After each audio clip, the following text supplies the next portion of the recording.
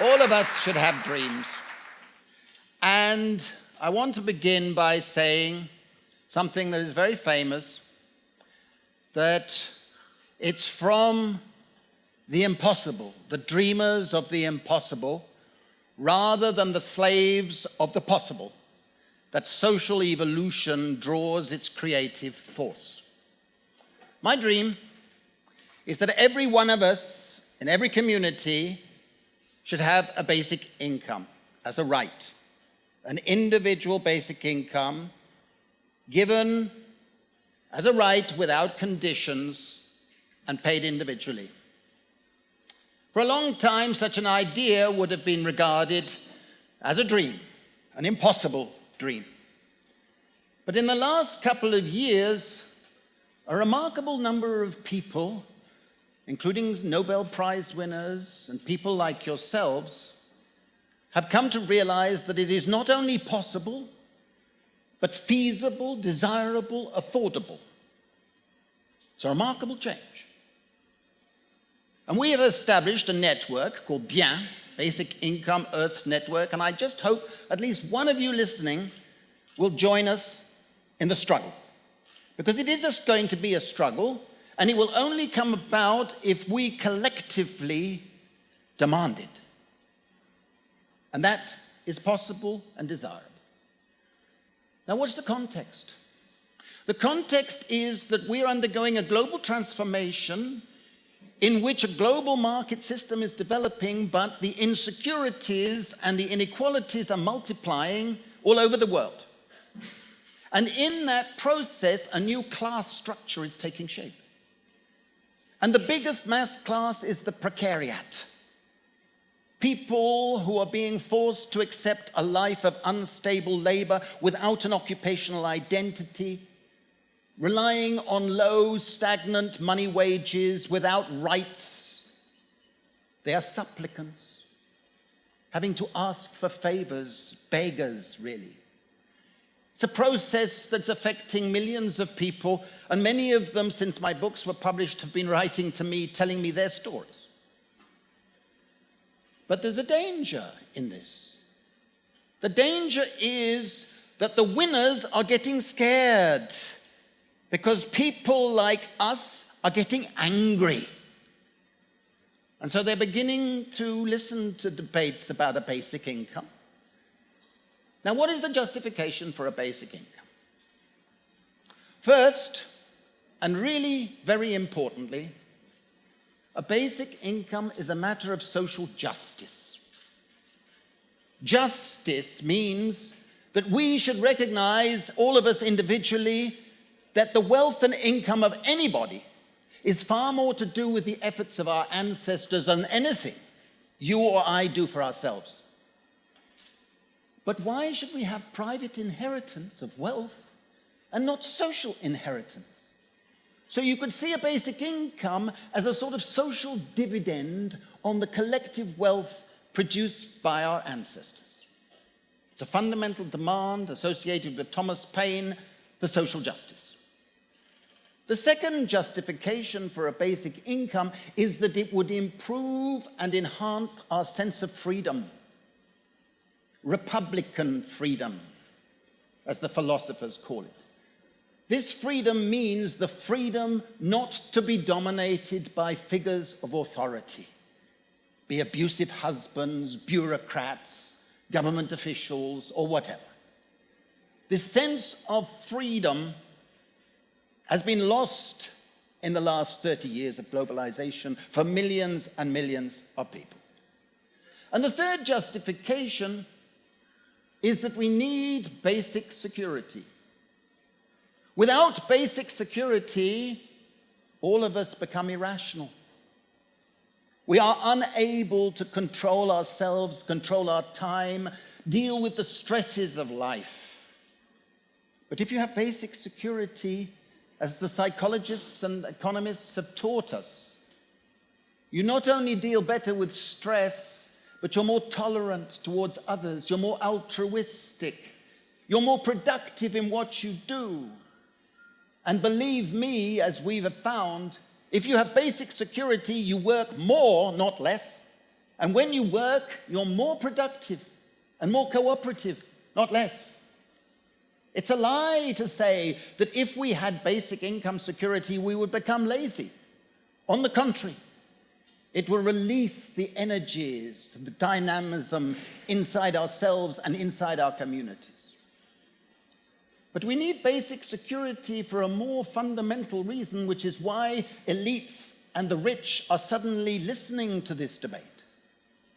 If we don't have basic security, part of the precariat, the less educated part, not you in this room, but many people, will listen to the sirens of populism, of neo-fascist intolerance. Today, their hero is Donald Trump. I hope we all laugh a little louder than that. Donald Trump. You have your own charismatic equivalent in Austria, so let's be too smug.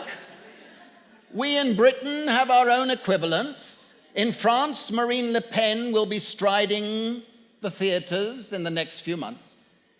But unless we have basic security for the ordinary person in the precariat, more and more people will be tempted to support that type. And that's dangerous for all of us, right? A basic income would also have instrumental advantages in the economy, boosting development and growth, and would be ecologically sustainable because it would encourage more people to spend more time doing work that is not labor. Labor uses up resources in jobs, jobs, jobs, jobs. The work we do in our communities, caring for our relatives, caring for things around us, is more ecologically sustainable. We need a slow time movement to go with the slow food movement. It's realistic possibilities. It means changing our concept of growth. Now, I want to end my talk by reflecting on something that has been a dream I never expected to realize. For a long time, people said a basic income is impossible. A long time, people said only in very rich countries. And then I was working with the SEWA, the Self-Employed Women's Association of India. I gave them a talk about basic income, and one young woman stood up and said, "Why don't we try it here?" From that point, it took 3 years for us to design and raise the money, and we provided 6,000 men, women, and children in 9 areas with a basic income for 18 months. And we compared what happened to them with a similar number of people in other areas who were not receiving the basic income. So it's a randomized controlled trial. And what happened was this. First of all, the welfare improved. The nutrition of people improved, the sanitation, the schooling of the children, the health of people improved. We have a book which is just out with a woman on the front, disabled, she had no legs. At the beginning of the pilot, she was so impoverished she had no clothes to wear in public. By the end of the pilot, she has a beautiful sari, she has a sewing machine, and she become the seamstress, the dressmaker of the village, with dignity, doing work. In addition to the welfare effects, there were equity effects. If you have a basic income that's equal for everybody, the relatively poor, the relatively disadvantaged benefit more than the rich. But it's a right, so everybody should have it. Okay? It's affordable, as I've shown in this other book that's just come out. Now, in addition to the equity effects, there is also an economic effect. Contrary to all those prejudiced people who said that if you give people a basic income, they will sit back and drink, indulge in things you shouldn't be doing, blah, blah, blah. Sonia Gandhi told us that. She said it's waste of money. Waste of money. So we were very interested to see. As it turned out, in every area, work went up. In every area, women in particular were able to do better types of work, had access to resources.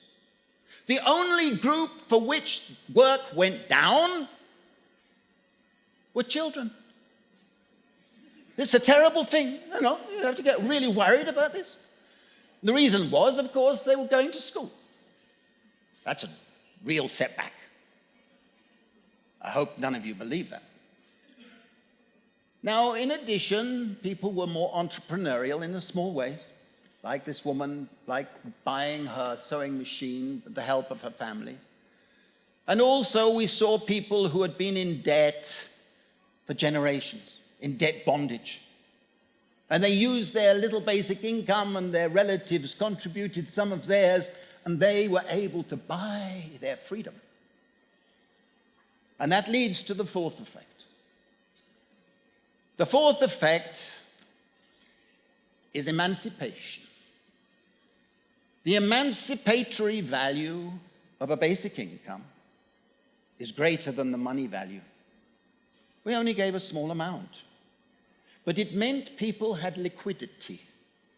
It meant people had a certain status in their community.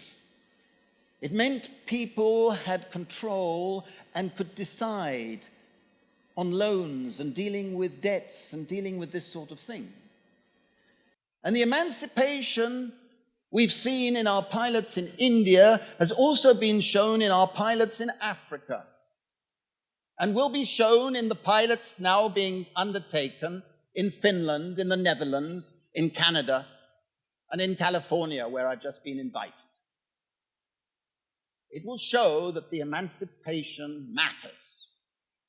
And I want to end my talk by giving you two anecdotes. I went to one of the villages, the Indian villages, at the beginning, and we had to get everybody to sign a card in order for them to get the basic income each month. But all the young women in that particular village wore veils, so we couldn't take their photograph.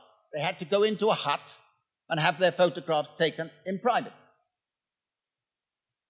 I went back to that village 6 months later while the pilot was still going, and I said to an Indian colleague of mine, I said, "Have you noticed a change in this village?" And he said, "No." I said, "All the women are not wearing veils. Why is that?" So we called some of the women across and we asked them. They were reluctant to say anything, as people are, to strangers. And then one of them said, "I will tell you. Before, we had to do what the elders told us to do.